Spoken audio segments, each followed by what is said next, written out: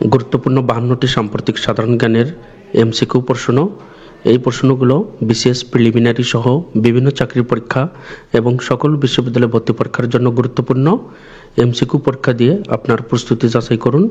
সম্প্রতি বাংলাদেশের সংবিধান পুনর্লিখনে নাগরিক কমিটি কত দফা প্রস্তাব ঘোষণা করেছে?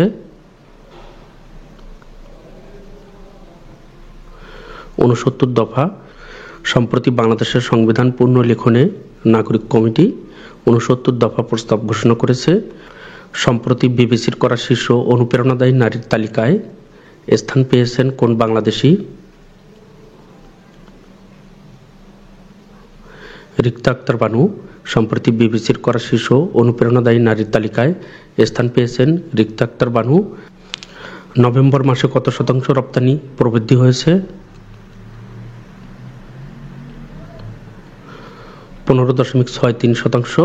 নভেম্বর মাসে 15.63% রপ্তানি প্রবৃদ্ধি হয়েছে। Vienna convention on diplomatic relations কত সালে স্বাক্ষরিত হয়?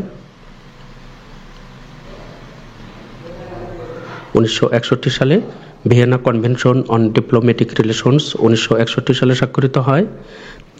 জাতিসংঘের মতে খরায় বছরে বৈশ্বিক ক্ষতির পরিমাণ কত? 30,000 কোটি ডলার। জাতিসংঘের মতে খরায় বছরে বৈশ্বিক ক্ষতির পরিমাণ 30,000 কোটি ডলার। ভারতের ত্রিপুরা রাজ্যের রাজধানীর নাম কি? আগরতলা। ভারতের ত্রিপুরা রাজ্যের রাজধানীর নাম আগরতলা। মণিপুরের রাজধানীর নাম ইম্ফল। বর্তমানে আগরতলা গুরুত্বপূর্ণ কারণ বাংলাদেশের সহকারী হাইকমিশনের ভবন ভাঙচুর করা হয়েছে। 10 থেকে 26 ডিসেম্বর 2024 বাংলাদেশে কততম অর্থনৈতিক শুমারি অনুষ্ঠিত হবে? চতুর্থ।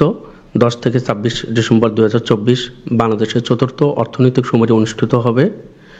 সম্প্রতি বিসিএস পরীক্ষা সহ সকল সরকারি চাকরিতে আবেদন ফি কত করা হয়েছে?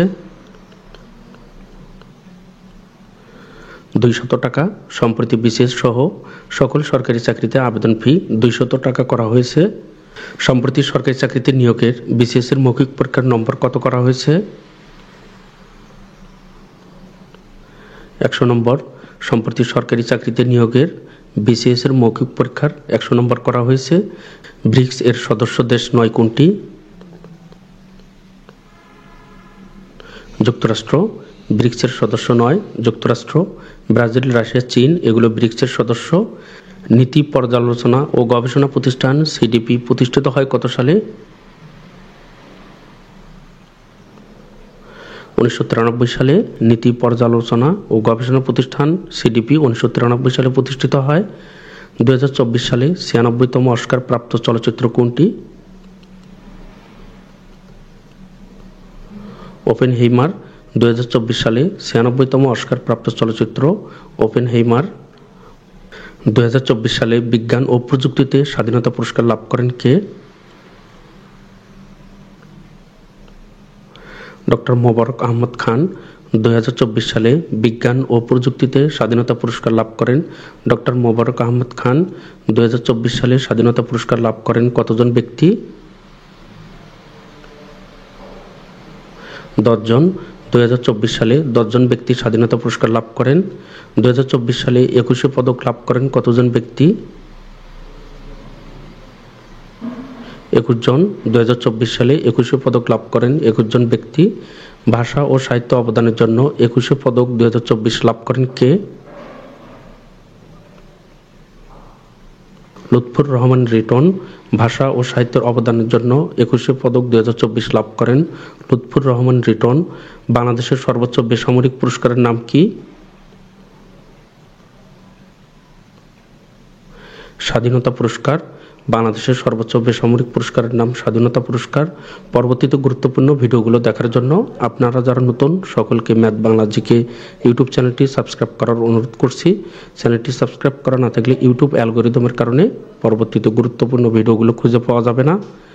21শে পদক কবে চালু হয়? 1976 সালে। 1976 সালে 21শে পদক চালু হয়। 2002 সালে বিশ্বের কোন দেশ প্রথম পাতলা বা একবার ব্যবহারযোগ্য প্লাস্টিকের ব্যবহার নিষিদ্ধ করে? বাংলাদেশ 2002 সালে বাংলাদেশ প্রথম পাতলা বা একবার ব্যবহারযোগ্য প্লাস্টিকের ব্যবহার নিষিদ্ধ করে। বিপিএল এর মাস্কটের নাম কি? ডানা 36। বিপিএল এর মাস্কট ডানা 36। বাংলাদেশের তেল গ্যাস অনুসন্ধানকারী প্রতিষ্ঠান শেভরন কোন দেশ ভিত্তিক? যুক্তরাষ্ট্র ভিত্তিক। বাংলাদেশের তেল গ্যাস অনুসন্ধানকারী প্রতিষ্ঠান শেভরন যুক্তরাষ্ট্র ভিত্তিক প্রতিষ্ঠান। বাংলাদেশ ভারত সীমান্ত বিশ্বের কততম দীর্ঘ স্থল সীমান্ত? পঞ্চম। বাংলাদেশ ভারত সীমান্ত বিশ্বের পঞ্চম দীর্ঘ স্থল সীমান্ত। ভারত সীমান্তবর্তী বাংলাদেশের জেলা কয়টি? 30টি। ভারত সীমান্তবর্তী বাংলাদেশের জেলা 30টি। বিশ্ব ব্যাংকের হিসেবে কোনো দেশের মাথাপিছু আয় 1145 মার্কিন ডলারের কম হলে সেগুলো নিম্ন আয়ের দেশ। বিশ্ব ব্যাংকের মতে কোনো দেশের মাথাপিছু আয় 1145 মার্কিন ডলার কম হলে সেগুলো নিম্ন আয়ের দেশ। ডিএন এক্সপ্রেস কোন দেশভিত্তিক একটি সংবাদপত্র? ভিয়েতনাম। ডিএন এক্সপ্রেস ভিয়েতনাম দেশভিত্তিক একটি সংবাদপত্র। সম্প্রতি জাতিসংঘের মেরুকরণ মোকাবিলা সনদের অধিবেশন কোথায় হচ্ছে? সৌদি আরবের রিয়াদে। সম্প্রতি জাতিসংঘের মেরুকরণ মোকাবিলা সনদের অধিবেশন সৌদি আরবের রিয়াদে অনুষ্ঠিত হচ্ছে। দক্ষিণ কোরিয়ার বর্তমান প্রেসিডেন্ট কে? ইউন সুক ইউল। দক্ষিণ কোরিয়ার বর্তমান প্রেসিডেন্ট ইউন সুক ইউল। সম্প্রতি কোন দেশের প্রেসিডেন্ট সামরিক আইন জারি করেছে? দক্ষিণ কোরিয়া। সম্প্রতি দক্ষিণ কোরিয়ার প্রেসিডেন্ট সামরিক আইন জারি করেছে। দক্ষিণ কোরিয়ার পার্লামেন্ট ন্যাশনাল অ্যাসেম্বলির সদস্য সংখ্যা কত? 300। দক্ষিণ কোরিয়ার পার্লামেন্ট ন্যাশনাল অ্যাসেম্বলির সদস্য সংখ্যা 300। মাতারবাড়ি বিদ্যুৎ কেন্দ্র কোথায় অবস্থিত? মহেশখালী কক্সবাজার। মাতারবাড়ি বিদ্যুৎ কেন্দ্র মহেশখালী কক্সবাজার অবস্থিত। যুক্তরাষ্ট্রের প্রেসিডেন্ট নির্বাচন কয় বছর পর পর অনুষ্ঠিত হয়? 4 বছর। যুক্তরাষ্ট্রের প্রেসিডেন্ট নির্বাচন 4 বছর পর পর অনুষ্ঠিত হয়। জাতিসংঘের শিক্ষা বিজ্ঞান ও সংস্কৃতি সংস্থা ইউনেস্কো এর সদর দপ্তর কোথায় অবস্থিত? প্যারিসে। জাতিসংঘ শিক্ষা বিজ্ঞান ও সংস্কৃতি সংস্থা ইউনেস্কো এর সদর দপ্তর ফ্রান্সের প্যারিসে অবস্থিত। বাংলাদেশ কত সালে ইউনেস্কোর সদস্যপদ লাভ করে? 1972 সালে। বাংলাদেশ 1972 সালে ইউনেস্কোর সদস্যপদ লাভ করে। বাংলাদেশ নিচের কোন জোটের সদস্য নয়? আসিয়ান। বাংলাদেশ আসিয়ানের সদস্য নয়। পৃথিবীর বৃহত্তম ম্যানগ্রোভ বন কোথায় অবস্থিত? বাংলাদেশ। পৃথিবীর বৃহত্তম ম্যানগ্রোভ বন বাংলাদেশে অবস্থিত। গণতন্ত্র প্রতিষ্ঠার দাবিতে নূর হোসেন কখন শহীদ হন? 1987 সালে। গণতন্ত্র প্রতিষ্ঠার দাবিতে নূর হোসেন 1987 সালে শহীদ হন। নূর হোসেন দিবস 10 নভেম্বর, অর্থাৎ 1987 সালে 10 নভেম্বর শহীদ হন। বর্তমানে দেশে কয়টি সরকারি মেডিকেল কলেজ রয়েছে? 37টি।